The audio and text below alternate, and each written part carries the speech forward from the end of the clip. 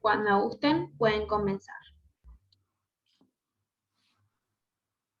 Bueno, buenas noches a todos. La verdad que es un gran gusto para mí presentar este evento. Yo soy el doctor Pablo Baniati, soy médico psiquiatra, coordino neuropsiquiatría en el Instituto Fleni de Buenos Aires, y es un gusto, como les decía, poder contar con la presencia del doctor Gabriel Derafkin en esta conferencia.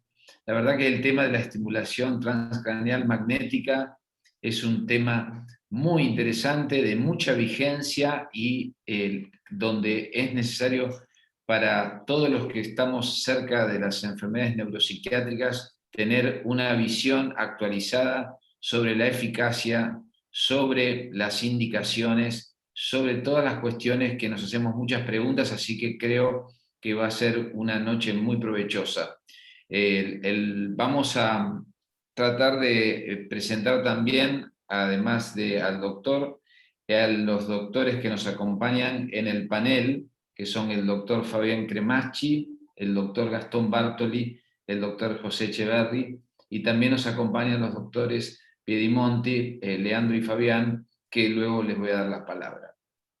El profesor Erauskин es profesor distinguido de neurología, psiquiatría y ciencias radiológicas en la Universidad de Texas Salud San Antonio, director del Laboratorio de Desarrollo, Modulación y Reparación Cerebral en el Instituto Glenn Biggs de Enfermedades Neurodegenerativas y director del Laboratorio de Neuroimágenes Electrofisiológicas en el Instituto de Investigaciones Radiológicas. Pocas veces tenemos la oportunidad de tener una persona tan específica para poder hablar sobre temas que muchas veces leemos por otro tipo de especialistas. Eso me parece que le da un valor agregado. Voy a presentar también al doctor Fabián Cremaschi, médico neurocirujano, magíster en neurociencias, presidente de la Sociedad Argentina de Neuromodulación. El doctor Gastón Bartoli, médico neuropsiquiatra y neurólogo cognitivo de la sección de neurocirugía funcional del Hospital Posadas y presidente del capítulo de neurociencias de los trastornos del movimiento.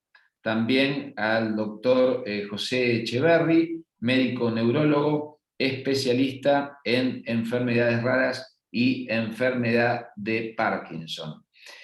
Bueno, es un gusto. Yo le quería dar la palabra ahora a Leandro y a Fabián para luego que podamos disfrutar al doctor Eraskin. Muchas gracias. Bueno, yo simplemente agradecer a Gabriel por su tiempo, por su experiencia, por acompañarnos siempre en todos los proyectos que estamos decididos a iniciar, y desde ya obviamente a todos los panelistas, al moderador, y desde ya a la gente que está entusiasmada como asistente, viendo esta herramienta que, como decíamos, es de mucha vigencia, pero que lamentablemente creo que está subutilizada fundamentalmente en nuestro país y en la región.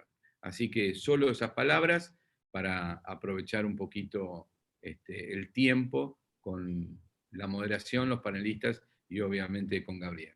Lo dejo a Leandro que diga las palabras inaugurales del curso y bueno, y nos veremos después en la discusión. Gracias, Fabián. Antes de darle la palabra a Leandro, me olvidaba decirles que las preguntas o inquietudes, por favor, vayan volcándolas en el chat, así después de la conferencia podemos poder responder todas las que sean posibles. Leandro. Bueno, sí, básicamente enfatizar en lo que mencionaron vos y Fabián, Pablo, en la importancia de esta herramienta, en la subutilización en nuestro país, en la importancia de contar en este curso con referentes que la vienen utilizando en la práctica cotidiana hace tiempo y conocen, más allá de la evidencia, tienen experiencia, que es lo que nos van a transmitir. Desde el capítulo de neuromodulación de la AAP, quiero agradecerle profundamente a la Fundación CENIT por su apoyo y a nuestra sociedad madre por el apoyo que nos ha dado. Tenemos en este curso participantes que son referentes de la Asociación Argentina de Psiquiátricas, el mismo presidente, Ricardo Corral, Andrea López Mato, que es un referente legendario, vos, Pablo, que sos vicepresidente de un capítulo, Gastón Bartoli, presidente de un capítulo, Tomás Maresca también, presidente de un capítulo, Eduardo Padilla, vicepresidente de nuestro capítulo, el propio Gabriel Derauskin es asesor científico, Patricio Rivapose, es decir, sin el apoyo de la Fundación CENIT y de nuestra sociedad madre, este curso no hubiese sido posible, por lo cual les estamos profundamente agradecidos.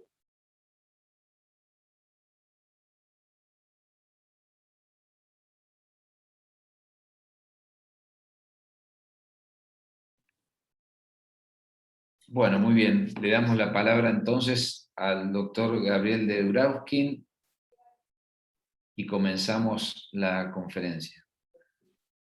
Muchísimas gracias por la introducción y más todavía por la invitación. Es realmente un placer estar con ustedes. A mí cualquier oportunidad me viene bien para comunicarme con el pago. No me termino de acostumbrar a estar radicado en el extranjero, pero a ver si consigo compartir la pantalla. Vamos por partes. Un segundo. Como soy el primero, me voy a dar el privilegio de hablar un cachito de historia. No necesariamente de la historia de la estimulación transcranial magnética, aunque algo posiblemente mencione eso también, sino de la historia del uso de la neuromodulación. Los médicos, a pesar de que a los que hacemos algo de ciencia nos encantaría pensar lo contrario, somos empedernidos empiristas. Y todo lo que hacemos, en general, lo hacemos porque algún paciente se beneficia o porque creemos que algún paciente se beneficia. Y la neuromodulación no es excepción a esa norma general. Si estuviera dándoles esta charla presencialmente, preguntaría, como suelo preguntar, ¿cuándo creen que fue el primer uso de la electricidad como agente terapéutico en la medicina occidental, por lo menos? Porque, a menos que haya alguno que se dedique a la historia de la ciencia, lo probable es que no tuviesen noción de cuán antigua es en realidad. Y quiero enfatizar que cuando yo haga uso del término neuromodulación en el contexto de esta charla, me voy a estar refiriendo al uso de corriente eléctrica administrada de forma directa o indirecta a un organismo vivo. Lo digo porque hay otras acepciones del término, pero quiero restringirme a ese uso en el contexto de la charla de hoy. Volviendo a la pregunta histórica, el primer uso de la electricidad como agente terapéutico en la medicina occidental es del siglo I de nuestra era. El médico de la corte del emperador Nerón en Roma usaba el contacto con la descarga eléctrica de la raya torpedo para producir algunos efectos benéficos en el tratamiento del dolor, puntualmente.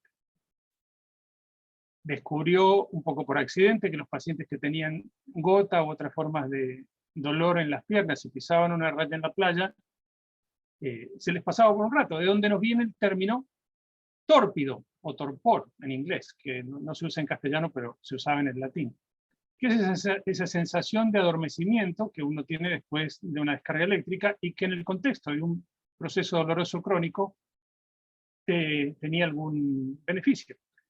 Como consecuencia de eso, y no tengo lamentablemente los dibujos de ese Doctor, alternativo. Sí. Disculpe que lo interrumpa, no está compartiendo la pantalla aún. Pero, caramba. Empecemos de nuevo. Perfecto, ahora sí. Ahí estamos Ahora viendo. sí. Muchas gracias. Bueno, ese es el torpedo y ese es el doctor Scribonio Largo, que es el nombre que tenía este buen hombre que descubrió el asunto, administrándoselo a un paciente con dolor. Les decía que hay gráficos muy bonitos de la época mostrando cómo Scribonio colgaba a un paciente de un dispositivo de lo más elaborado para poder ponerlo de pie sobre una palangana donde tenía las rayas, o alternativamente colgar la raya del dispositivo para poder ponérselo en la cabeza para tratar las cefaleas. Es decir, que siglos, muchos siglos antes de siquiera saber lo que es la electricidad, la medicina ya usaba a la neuromodulación empíricamente.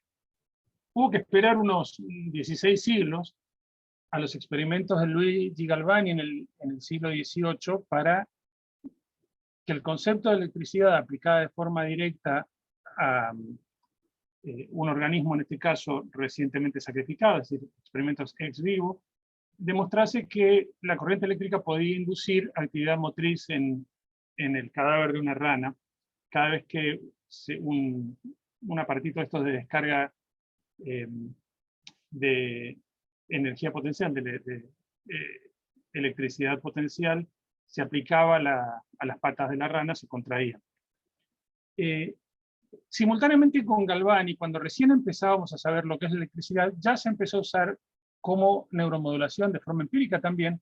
No tengo diapositivas sobre el tema, pero se los cuento, de la mano, como suele suceder con estas cosas, de un accidente.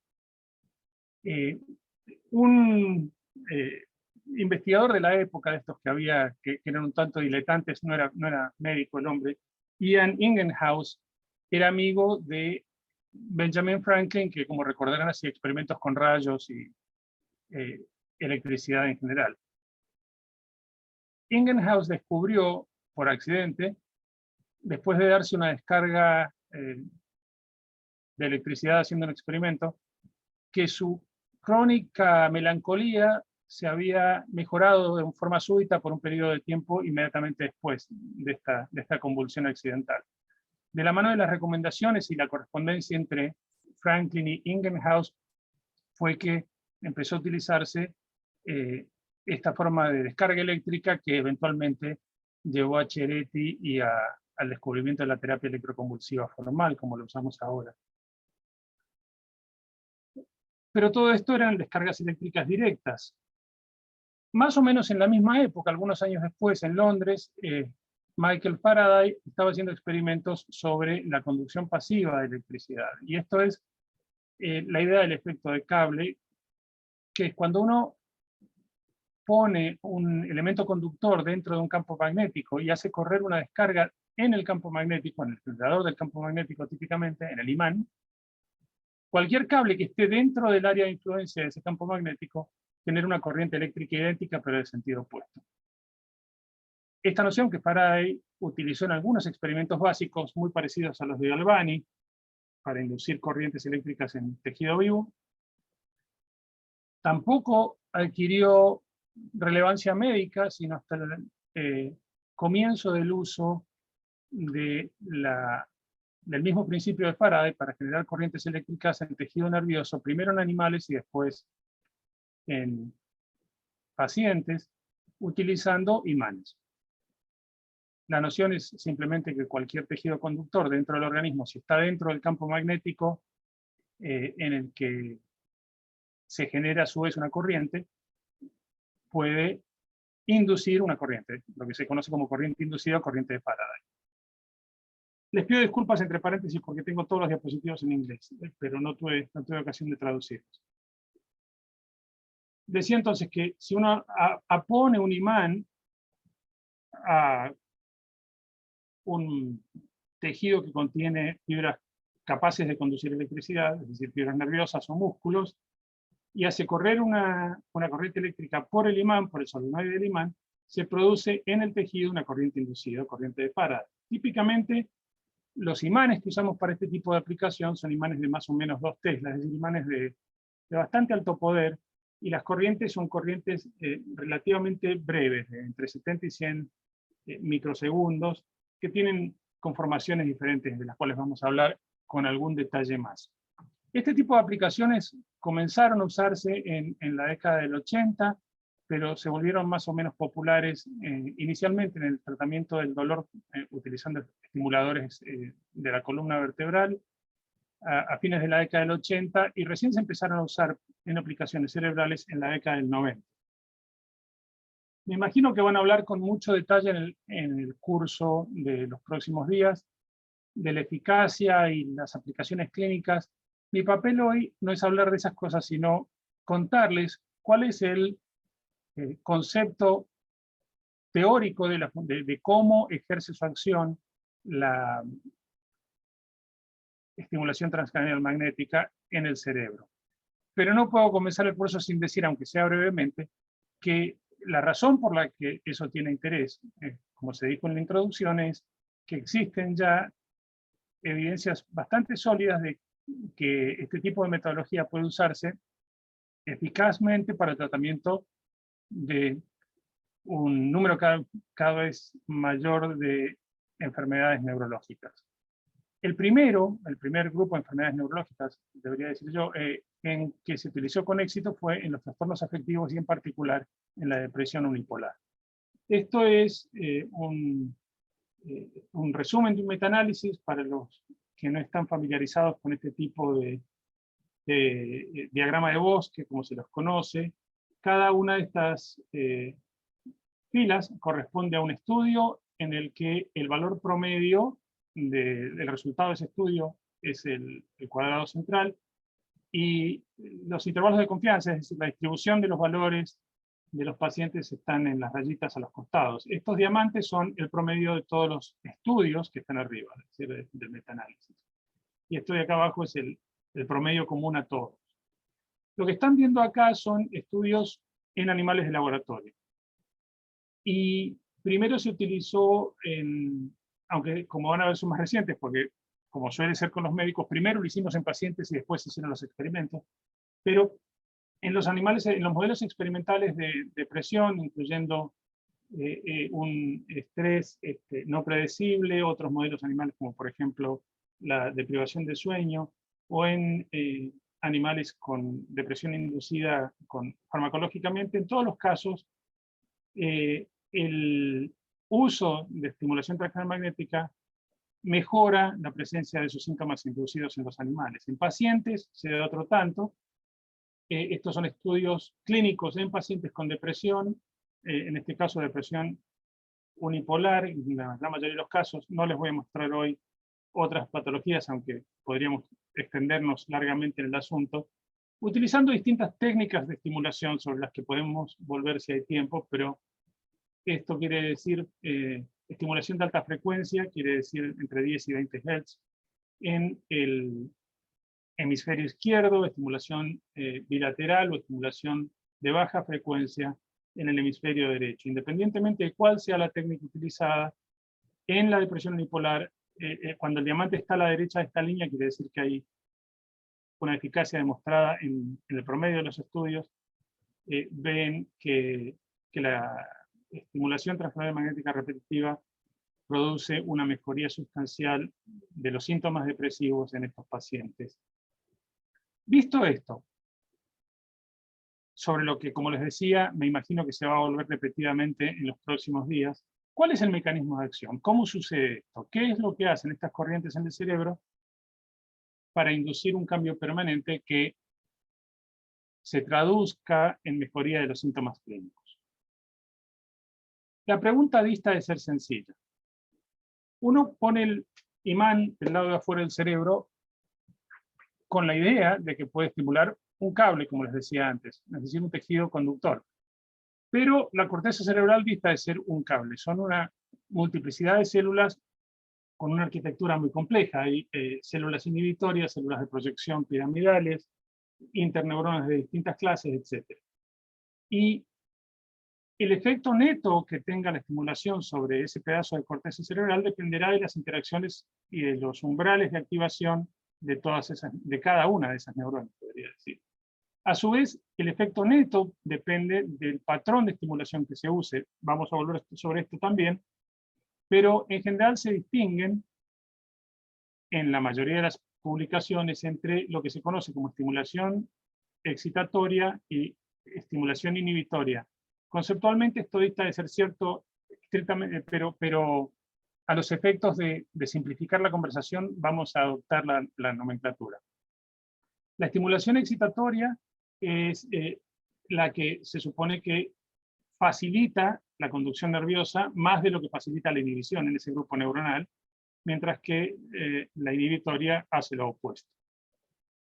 Uno puede demostrar en modelos experimentales de laboratorio que cuando se utiliza, por ejemplo, estimulación en trenes con una frecuencia teta intermitente, el efecto neto es excitatorio, mientras que si uno lo hace de forma continua, el efecto neto es inhibitorio, y uno puede generar trenes de pulsos que tengan un efecto neutral, ni excitatorio ni inhibitorio.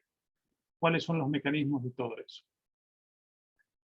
Como les decía, en primer lugar, la geometría de las neuronas dentro de la corteza cerebral es diversa, y las especificaciones eléctricas de cada tipo de neurona también es diverso. No me voy a detener con gran detalle en ninguno de estos experimentos, pero porque la idea es más bien darles un panorama general, pero podemos volver sobre esto si hubiera preguntas después. Los umbrales de activación de cada tipo neuronal dependen de su geometría, de la distancia entre la superficie de la calota y la neurona, o el espacio neuronal siendo estimulado, y la duración, amplitud y frecuencia del estímulo. Pero en general, si uno mira las distintas capas de la corteza, desde la primera hasta la sexta, lo que puede verse con cierta claridad es que los umbrales de activación de cada grupo neuronal, que como les decía dependen de su geometría, son diferentes. No nos vamos a detener en los detalles, pero uno puede demostrarlo de forma cuantitativa en el panel de abajo, de forma cualitativa mirando los paneles de distribución del umbral eléctrico de activación. Para complicar más las cosas, el efecto no depende solamente de la geometría intrínseca de la corteza, sino de la orientación de esos grupos neuronales con respecto a el imán en el que se apone a la calota. Se utiliza un imán típico con forma de 8, de los que me imagino que van a hablar en el transcurso del curso, que genera un área de activación eléctrica medianamente pequeña que está en el centro de la intersección de los dos imanes, pero el efecto neto que tiene esa activación en cada grupo neuronal depende de la orientación de la corteza con respecto al plano en el que se está aponiendo el imán a la calota. De forma tal que los grupos neuronales que están anteriores u oblicuos al campo magnético reciben una estimulación diferente. Acá los colores representan, como les decía antes, los umbrales de activación de los distintos grupos neuronales, y en este caso los colores dentro de la corteza representan el tipo de fibra estimulada, los axones, las dendritas apicales o las dendritas basales. Y el efecto neto sobre cada uno de esos grupos varía una vez más. Estos son los umbrales de activación, varía una vez más para cada grupo y orientación neuronal. Fíjense, por ejemplo, que las neuronas que están apuestas a la calota, y por lo tanto paralelas al plano de activación, son las que se activan con umbrales más bajos y de forma más sostenida. Como les decía antes, los parámetros del estímulo también modifican cómo se activan estos distintos grupos neuronales, porque los umbrales de activación son distintos, entonces estímulos que tienen una duración más prolongada o con formación bifásica resultan en activaciones más sostenidas en las neuronas que tienen un umbral más alto, típicamente las inhibitorias. ¿Cuáles son las conclusiones de ese grupo de experimentos? Bueno, en primer lugar, como les decía, el umbral más bajo de activación, es decir, la cantidad de energía mínima indispensable para activar un grupo neuronal, es en los grupos axonales que están en la superficie de las circunvoluciones, particularmente en los labios de la circunvolución. Las que tienen el umbral más bajo son las células de proyección piramidales de la capa 5, pero también las de proyección de la capa 2 y 3 tienen umbrales relativamente bajos, mientras que la activación de las células glomerulares es mucho menos probable, utilizando condiciones típicas de estimulación. Ahora bien, una vez que uno tiene en cuenta el efecto común de todas esas neuronas, uno promedia, si ustedes quieren, no es exactamente la palabra, pero más bien integra la actividad eléctrica de todas esas neuronas activadas por un pulso, ¿qué sucede? Bueno, típicamente lo que sucede es que se produce una activación que tiene la forma de un potencial evocado. Tiene un componente positivo, un componente negativo y después se recupera. Vamos a hablar de eso más en detalle en un ratito.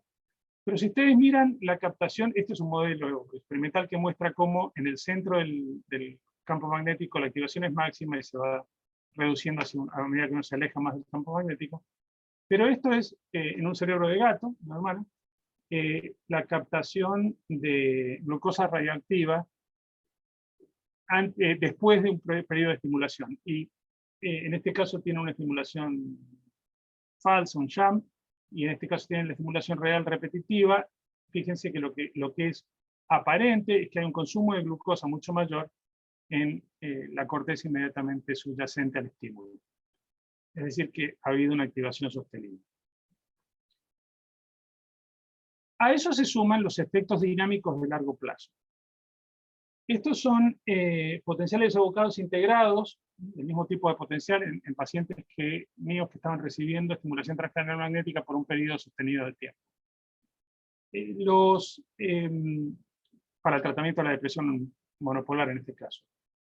Y estos son canales de electroencefalografía con una distribución de la integración de las amplitudes, es decir, lo que se conoce la potencia del electroencefalograma, que quiere decir que mientras más grande sea esta columnita, esta joroba, mayor ha sido la activación en ese rango de frecuencias. Y estos colores en la reconstrucción de la resonancia indican cuál es el sitio de máxima activación con el patrón de estimulación particular. No me interesan mucho los detalles de esto. Lo que quiero que vean es que a la primera semana hay una distribución determinada de la actividad electroencefalográfica evocada por la estimulación transcranial magnética, y que eso cambia mucho al término del tratamiento de 6 semanas. Simplemente miren el contraste, no vale la pena detenerse mucho en los detalles. Y lo que uno ve es que hay un aumento sobre todo de las frecuencias más altas, en los canales anteriores, los canales frontales, que es donde uno está estimulando, hay un aumento de las frecuencias más altas, que están hacia la derecha. Esa parte verde del estímulo, fíjense cómo aumenta en la mayoría de los canales a medida que uno progresa en el tratamiento. A nivel de potencial evocado individual, eso se refleja paradójicamente en una reducción de los potenciales de activación iniciales. Esto es una comparación entre un SP, es un estímulo único, un single potential de TMS en la corteza dorsolateral prefrontal, y el resultado en el potencial evocado de un curso de estimulación transcranial magnética repetitiva a lo largo de varias semanas. Y lo que uno ve es que en los potenciales iniciales, el P30 en particular, se ve una reducción de la amplitud del potencial a medida que se sostiene la estimulación. Esto tiene sentido si ustedes lo quieren pensar desde el punto de vista de la adaptación dinámica. Si yo estoy estimulando constantemente una red neuronal, lo probable es que la respuesta inicial se reduzca, porque se produce una adaptación homeostática negativa. Lo que es interesante es que mientras mayor es la reducción de la amplitud del potencial evocado de 30 milisegundos, mayor es la respuesta clínica al tratamiento de ese paciente. Otro tanto sucede con la distribución de los potenciales. Yo les mostraba que tienden a aumentar las frecuencias más altas. Esto es una forma de escribir lo mismo después de varias semanas.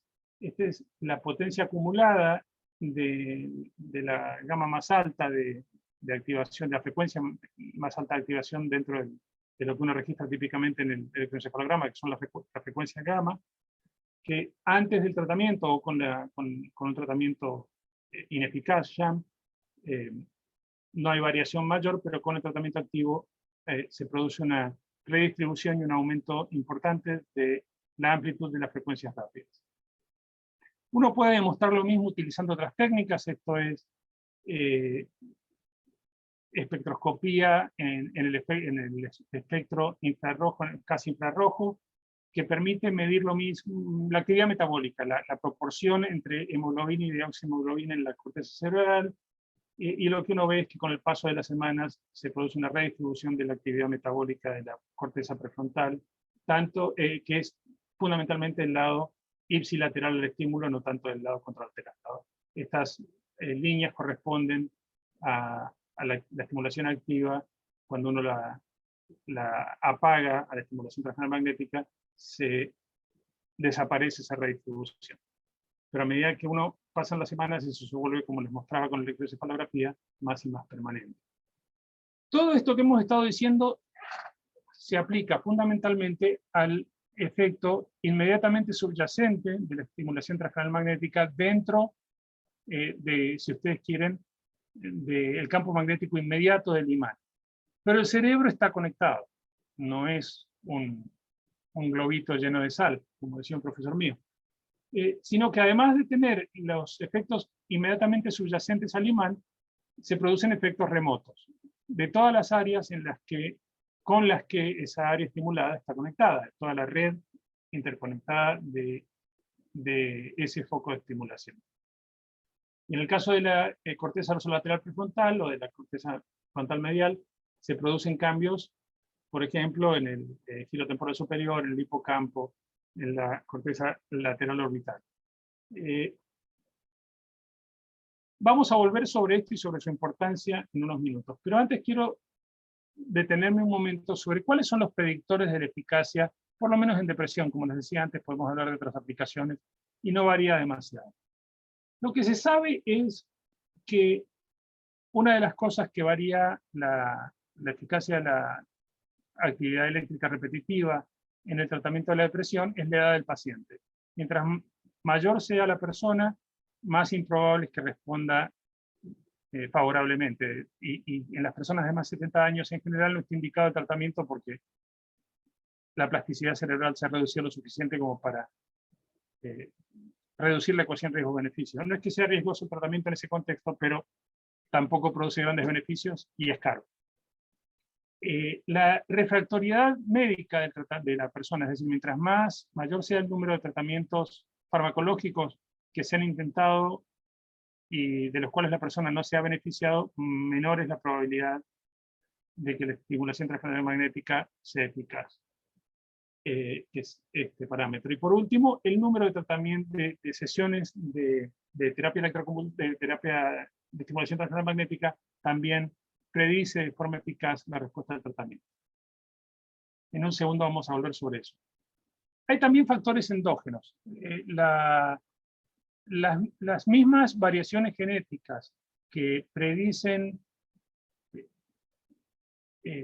respuestas adecuadas al tratamiento con varias terapias farmacológicas predicen respuestas adecuadas al tratamiento con la estimulación transcranial magnética, en particular las variaciones en el transportador de serotonina y en la molécula de factor neurotrófico derivado del cerebro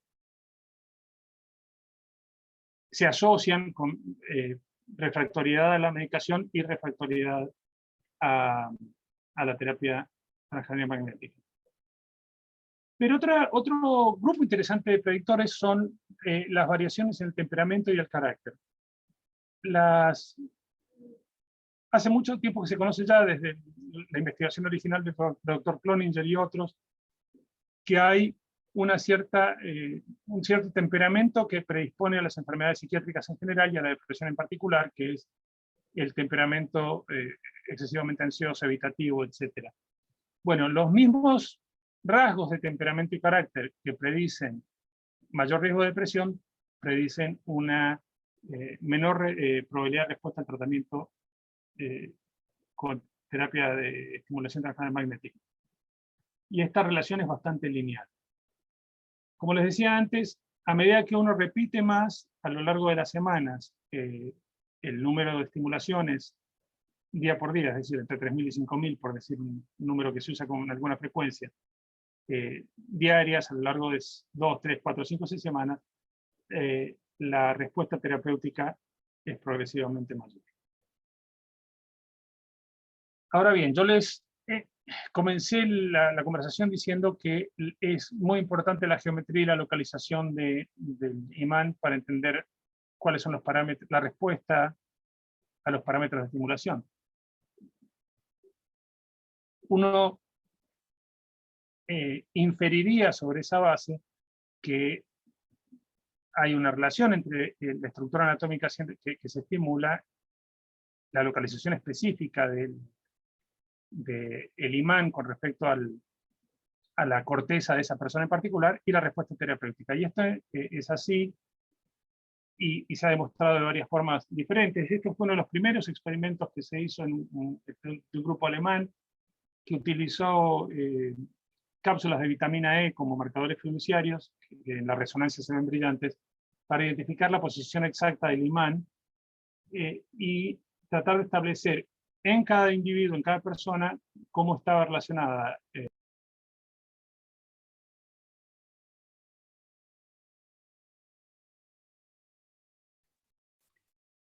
Gabriel, creo que se te muteó el micrófono. ¿Cuándo me dejaron de escuchar? Recién.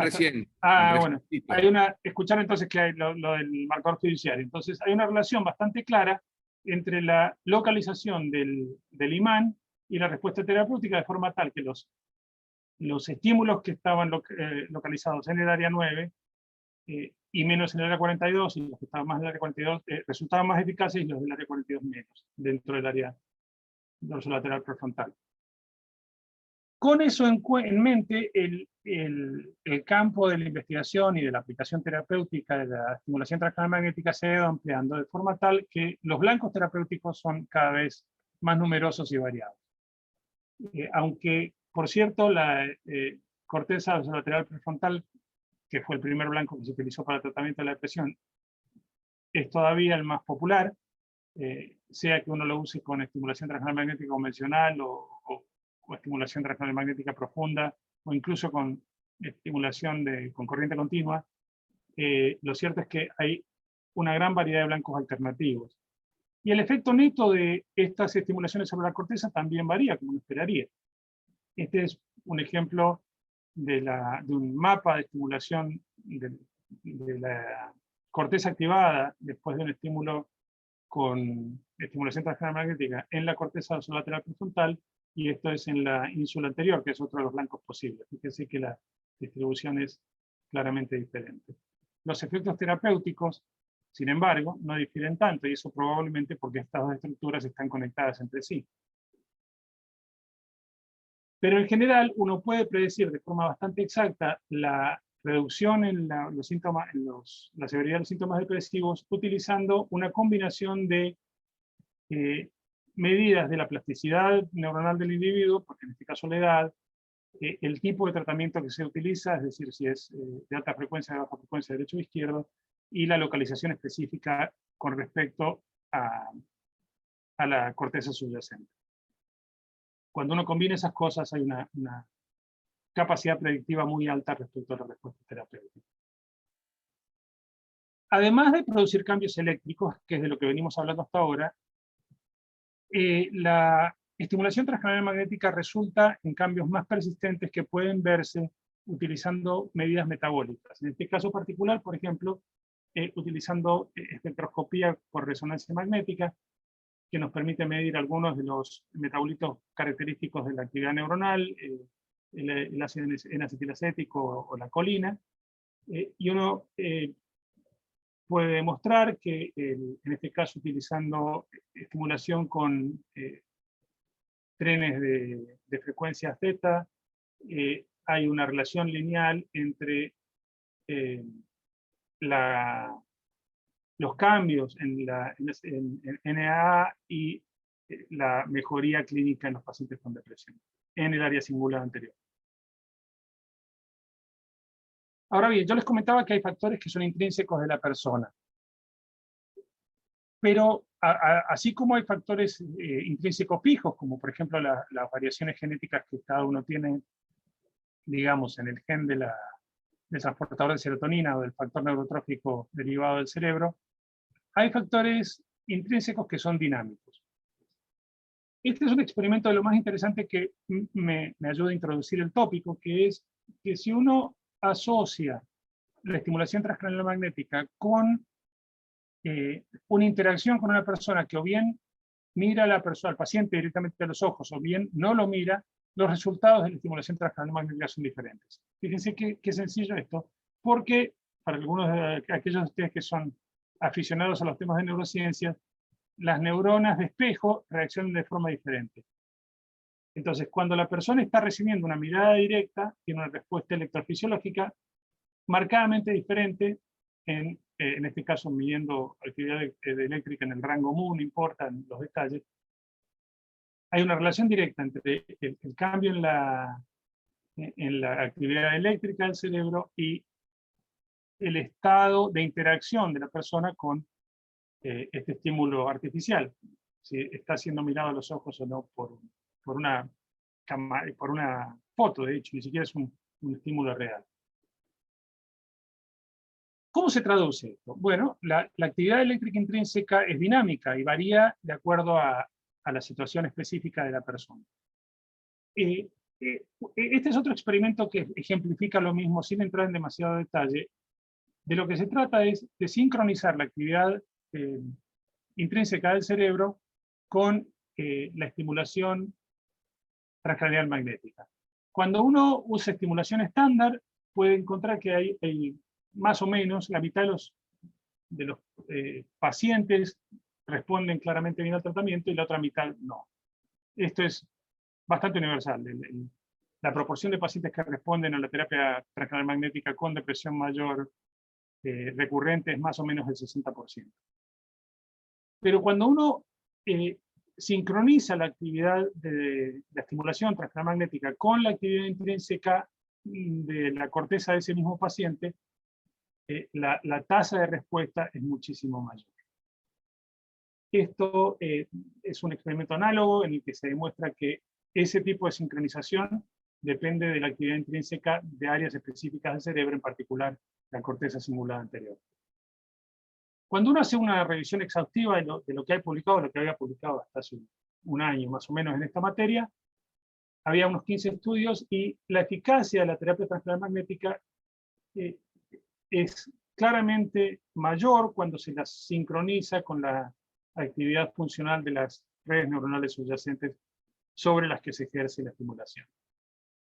Y hay varios metaanálisis en los cuales se especifica, como les comentaba antes, que el área cingulada anterior, en particular el área perigenual, y la circunvolución superior frontal y la ventromedial de la corteza prefrontal son las que son críticas para la respuesta a la estimulación transcranial magnética en pacientes con depresión mayor recurrente. Este estudio es utilizando una técnica sobre la que voy a volver, que es la estimación de la probabilidad de activación máxima que se utiliza para hacer metaanálisis y que es una de las herramientas que usamos ahora para definir los blancos de tratamiento.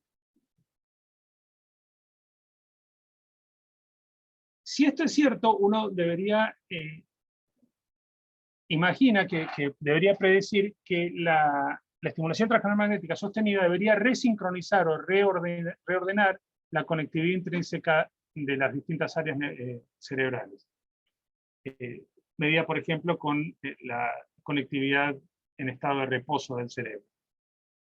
Y de hecho esto es así, este es un experimento que utiliza en animales de laboratorio, en ratones, estimulación transcranial magnética sostenida en forma de trenes de pulsos Z, para establecer la conectividad intrínseca de distintas áreas neuronales, en este caso utilizando tomografía por emisión de positrones.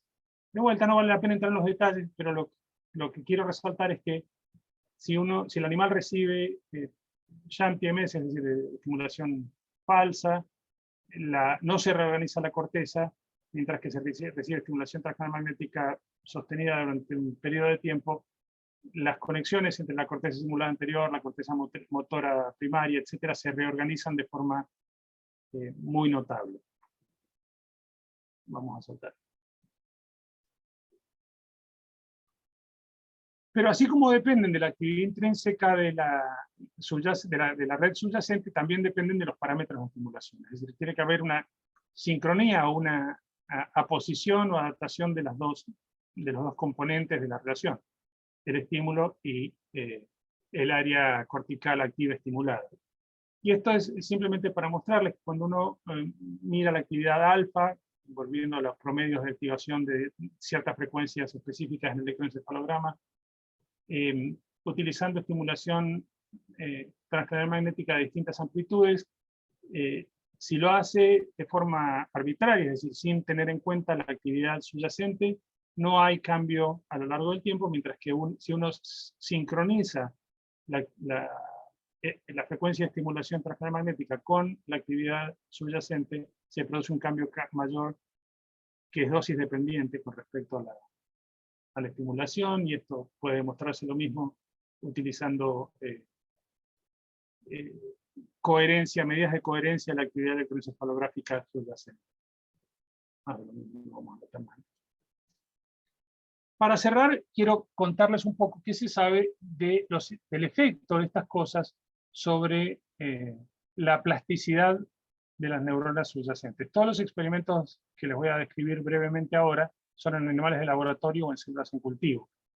Y lo primero que quiero contarles es que si uno utiliza el mismo sistema, es decir, un imán, y hace correr una corriente por el imán, pero en lugar de tener un cerebro debajo tiene neuronas en cultivo primario, es decir, neuronas sueltas, uno puede demostrar que la estimulación, no en este caso no transcranial, sino la estimulación magnética repetitiva genera un aumento en la supervivencia de las neuronas que depende de cambios en los niveles de apoptosis o de muerte neuronal programada. Esto es lo mismo, pero en un modelo animal de enfermedad de Alzheimer. Uno puede demostrar que estos son tensiones de Nissl, para los que todavía se acuerdan algo de la anatomía. Este es un trozo de corteza en un ratón, una rata. Perdón, no es un ratón. La tensión normal, los cuerpos neuronales se ven claritos. En los animales con una forma genética de enfermedad de Alzheimer inducida, se ven núcleos pignóticos porque las células están muertas o muriéndose. Y si uno hace estimulación transcranial sostenida, la proporción de muerte neuronal se reduce progresivamente, y eso se asocia con una reducción en ¿cómo se dice? En el clivaje de la caspasa 3, que es una enzima que induce muerte neuronal programada, una reducción en la activación de VAX, que es un gen inducido inmediato, y un aumento en la inducción, en la transcripción de BSL2, que es otro gen protector de la apoptosis. Y esto se relaciona con la conducta de los animales que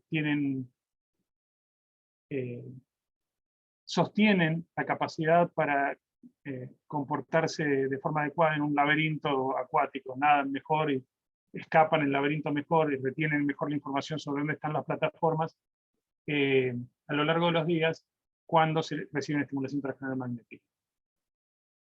No solamente eso, sino que estos son experimentos de mi laboratorio. La generación de neuronas nuevas en el hipocampo, este es un giro dentado en animal experimental. Los puntos negros son neuronas recientemente generadas teñidas con bromo de dioxiuridina en un animal normal, y en un animal después de estimulación transcranial magnética sostenida. Fíjense que el número de neuronas nuevas es marcadamente mayor.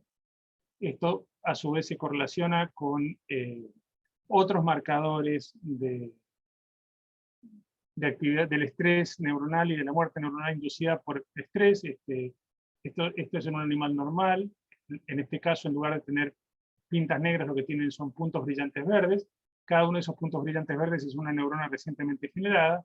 Con el estrés sostenido, eso se pierde. Los animales que tienen en este modelo de presión estrés sostenido profundo pierden la capacidad de generar nuevas neuronas en el hipocampo, en el giro dentado. y la estimulación transcranial magnética en estos animalitos regenera esa capacidad de plasticidad neuronal de generar nuevos neuronas. Otro tanto sucede si uno utiliza en lugar de un modelo experimental de presión, simplemente un animal normal en el que se analiza no solamente la presencia de estas nuevas neuronas, sino su conectividad y el árbol neurítico o dendrítico, la complejidad del árbol dendrítico. Estos son experimentos de otro laboratorio, no el mío, pero fíjense que en el caso del animalito de giro dentado con tratamiento, mejor dicho, sin tratamiento alguno, las nuevas neuronas tienen relativamente pocas dendritas apicales, mientras que después de tratamiento con TMS, el número de dendritas apicales se vuelve mucho mayor y más complejas. Esto se puede cuantificar también. Y por último, no es privativo de las neuronas corticales o de las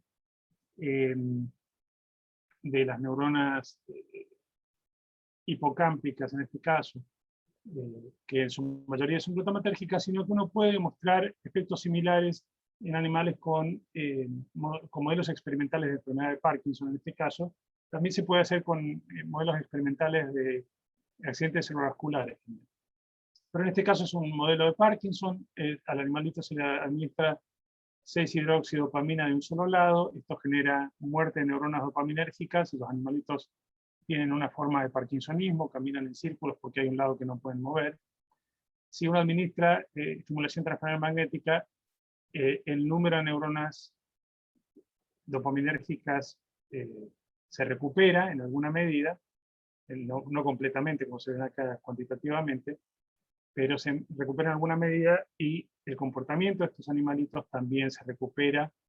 Y lo que es más notable es que el efecto de la estimulación transcranial magnética depende de la inducción de factores tróficos, de factor neurotrófico derivado del cerebro, factor neurotrófico derivado de glía, factor neurotrófico neuronal beta, etc. Es decir, hay una serie de factores neurotróficos que son disparados de forma sustancial por la estimulación transcranial magnética y que resultan en la supervivencia incrementada de las neuronas dopaminérgicas en este caso.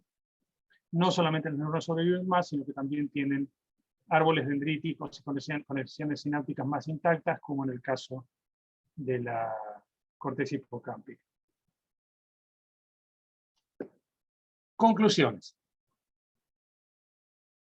Uno querría creer que no somos como Escribonio Largo y que vamos a utilizar las terapias de neuromodulación de una forma un poco más científica que como las usaba él, colgándole un torpedo en la cabeza a los pacientes. Y para eso lo que tenemos que hacer es mejorar la utilización de estas técnicas basándonos en el conocimiento de su mecanismo de acción. ¿Cuáles son las opciones? Bueno, hay muchas, como les vine diciendo.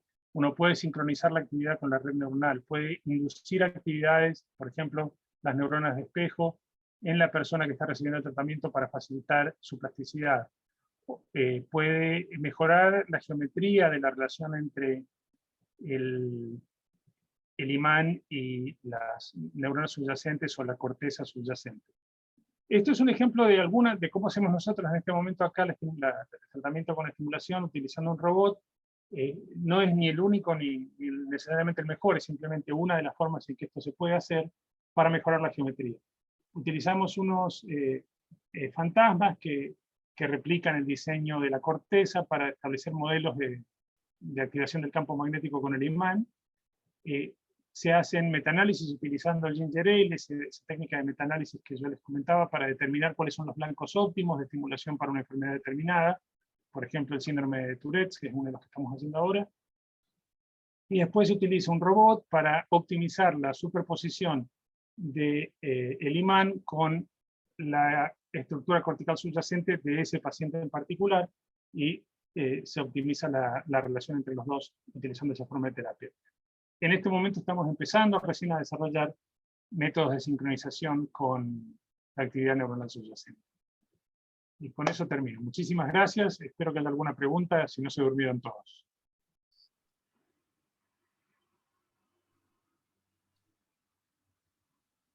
Bueno, Muchísimas gracias. La verdad, doctor, excelente. Vamos a darle la palabra a Fabián Cremacci, el doctor Cremacci ya tiene una pregunta para Gabriel. Bueno, muchas gracias, Pablo. Antes que nada, felicitaciones, Gabriel. La verdad que excelente tu disertación, muy clara. Tenía una pregunta concreta. He estado leyendo que hace muy poco has presentado un trabajo sobre el efecto cognitivo y de las funciones cerebrales por el long COVID, o sea, el COVID largo.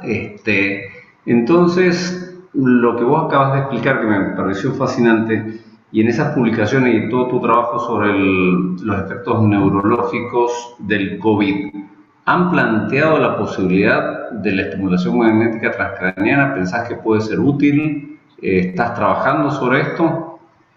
Me parece brillante la pregunta, la respuesta es no. Mi día tiene 24 horas, lamentablemente. Definitivamente sí, debería funcionar, debería ser una de las formas posibles de tratamiento del long COVID. La dificultad consiste primariamente en que el long COVID en este momento no está bien definido todavía. Hay por lo menos dos cuadros que aparecen como análogos pero no idénticos y que dependen de la edad de la persona. Los pacientes entre 30 y 50 años de edad tienen un patrón de déficit cognitivo que depende fundamentalmente de la preexistencia de ansiedad o depresión y que se correlaciona con déficits en atención más que en otra cosa, atención, concentración y algún grado de impedimento en la función ejecutiva. Mientras que los pacientes de más de 60 tienen un cuadro que es drásticamente distinto, en el que la amnesia es lo predominante y que tienen más bien las características típicas de un cuadro de enfermedad de Alzheimer temprano. Sin saber, por cierto, si el cuadro es progresivo o no, en este momento no sabemos.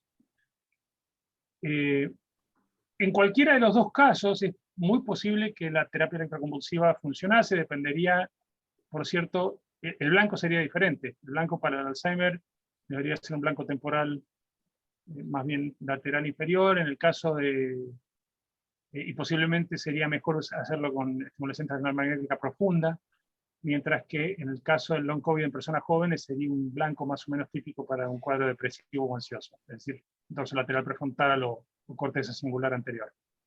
Pero me parece, sí, efectivamente sería fantástico hacer un estudio de esa naturaleza. Todavía estamos muy ocupados con el tema de recolectar datos, no hemos tenido ocasión de pensar en terapéutica todavía. Bien, muchas gracias, muy amable. Perfecto. Bueno, la verdad que me gustaría darle la palabra ahora al doctor Echeverry para alguna pregunta que tenía ganas con respecto a, creo que era enfermedad de Parkinson. Sí, muchas gracias, Pablo. Bueno, muchas gracias, doctor Euroskin, por la charla. La verdad que muy, muy didáctica para lo que nos estamos iniciando en el tema. Mi pregunta era específicamente para enfermedad de Parkinson, sabiendo que hay algunas áreas que son más eficaces según la evidencia, según lo que uno busque con respecto a la estimulación magnética transcraneal. Por ejemplo, la corteza motora primaria, si uno quiere mejorar síntomas motores, o en especial el freezing de la marcha, o el área motora suplementaria, si uno quiere mejorar las disquinesias asociadas a levodopa, pero el tema es cómo uno lo aborda cuando el paciente tiene ambas sintomatologías, mejorar y uno no pudo tener un abordaje correcto desde el punto de vista farmacológico. ¿Cuál es su experiencia en esto? ¿Podemos estimular ambas áreas? ¿O nos tenemos que centrar en estimular corteza motora primaria y mejorar una sintomatología y posterior o intercalar con un área motora suplementaria para disquinesias, por ejemplo? Otra pregunta interesante. A ver, primero, la respuesta mía está más bien, casi toda mi experiencia en el uso de estimulación transcranial magnética en pacientes con trastornos motores está vinculada al uso en enfermedades para las cuales no tenemos tratamiento alternativo. porque la estimulación transcranial es cara y no he tenido un protocolo de investigación específico sobre esa área. Entonces, te puedo contestar de mi experiencia personal lo que hacemos con pacientes con atrofia multisistémica progresiva y con parálisis supranuclear progresiva, que son los dos cuadros en los que hemos utilizado TMS, RTMS crónicamente. Y en ambos casos, el blanco primario es la corteza, porque los síntomas son preeminentemente motores, es la corteza motora primaria. No he usado, yo no tengo experiencia en el uso directa, en el uso de TMS para tratar disquinesias en pacientes con enfermedad de Parkinson convencional, porque, para serte franco, lo que hacemos nosotros en esos pacientes es estimulación cerebral profunda, ¿no? Si hace falta un procedimiento, se hace un procedimiento definitivo, porque el problema con la TMS en realidad, en ese contexto, es que las enfermedades progresivas degenerativas, a diferencia de la depresión mayor o de las enfermedades ansiosas, no tienen una respuesta plástica intrínseca, es decir, vos tratás el síntoma, lo dejás de tratar y el síntoma vuelve inmediatamente. Entonces, a menos que tengas una máquina con acceso casi ilimitado, utilizarlo para pacientes en los que hay una solución definitiva mejor, más persistente, no tiene mayor sentido. Sí lo hacemos en pacientes en los que no tenemos una terapia alternativa, como la MSA o la PSP. Pero en enfermedad de Parkinson, propiamente hablando, no. El tema es que al ser, más allá de tanto la atrofia multisistémica como la parálisis progresiva, son dos proteinopatías diferentes con diferente localización con respecto a la Lo perdimos, ¿no? Y el área estimular. Tal vez la PSP... No te escuché, se cayó la... Uy, discúlpeme, no, lo que le decía es que tanto su experiencia, ya que usted tiene más experiencia en los parkinsonismos atípicos, la alteración motora en ambas patologías es completamente diferente. Más allá de que son dos proteinopatías diferentes, la atrofia Sí, pero de vuelta, lo de la proteinopatía es medio relevante en el sentido de que ninguna de estas terapias es etiológica, claro, ni disease modifying, ¿no es cierto? No estamos modificando la enfermedad, simplemente estamos tratando el síntoma. Y en ambos casos, el blanco principal del uso de terapia transcranial magnética de la corteza motora primaria es la rigidez, la bradiquinesia y la quinesia, los trastornos de la marcha en particular. Que responden bien. Digamos, tanto en pacientes con PSP como con MSA, el parkinsonismo motor mejora con la estimulación de la corteza primaria. Lo que no quiere decir, tenés razón, que respondan todos los síntomas, ni mucho menos. No está Por claro. ejemplo, los trastornos oculares en PSP no responden, obviamente los trastornos autonómicos en MSA no responden. Es claro que uno trata lo que se puede tratar, digamos. ¿Y con qué frecuencia, doctor, tiene usted el tratamiento en este tipo de pacientes, por ejemplo? ¿Los hace diarios con un intervalo de 1 mes, 2 meses, 3 meses? Hacemos una secuencia inicial de 4 semanas y después hacemos 4 días de 4 a 6 semanas, dependiendo de cuánto tarden en volver los síntomas. Ok. Con toda la furia, que vuelven más o menos rápido. Bien. Perfecto. Gracias. Vamos a darle la palabra ahora al doctor Gastón Bartoli para una pregunta. Bien, muchas gracias, Pablo. Doctor De Brauchi, la verdad que lo felicito, excelente la charla. Siguiendo más o menos la línea del doctor Echeverry, quería preguntarle con respecto a los síntomas no motores de la enfermedad de Parkinson, ¿sí?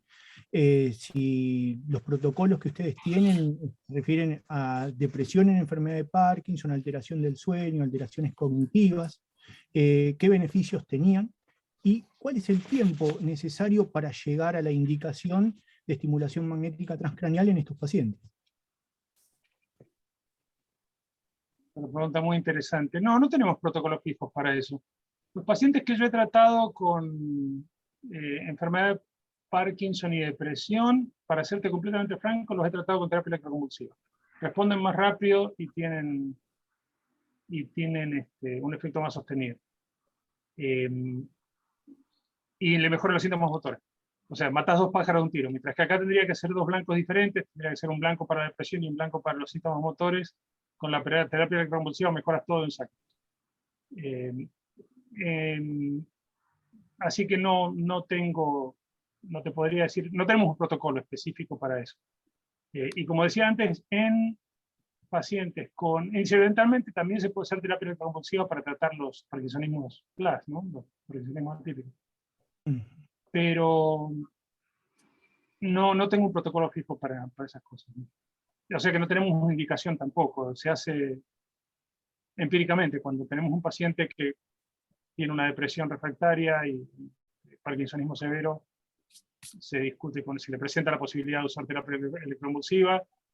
En los pacientes que tengo con parkinsonismos complicados, parkinsonismos PSP o MSA, típicamente hablamos de la posibilidad de usar terapia de estimulación central magnética, con la salvedad de que en la gran mayoría de los casos, como no está cubierto por el seguro, dependemos o de tener un fondo para uso compasivo de la terapia, que tenemos uno, pero que lo aplicamos medianamente con alguna limitación, o que la persona tenga muchos recursos propios y pueda pagar el tratamiento, que me ha pasado alguna vez, pero no con mucha frecuencia. Bien. Muchas gracias. Muchas gracias. Yo quería hacer una pregunta con respecto a la utilidad de un síntoma que para nosotros es muy rebelde en la psicofarmacología y muy común, que es la apatía. La apatía, sobre todo en pacientes post-stroke, también en pacientes con Parkinson y también pacientes con enfermedad de Alzheimer. No tengo experiencia directa en el uso de TMS para ese problema en particular.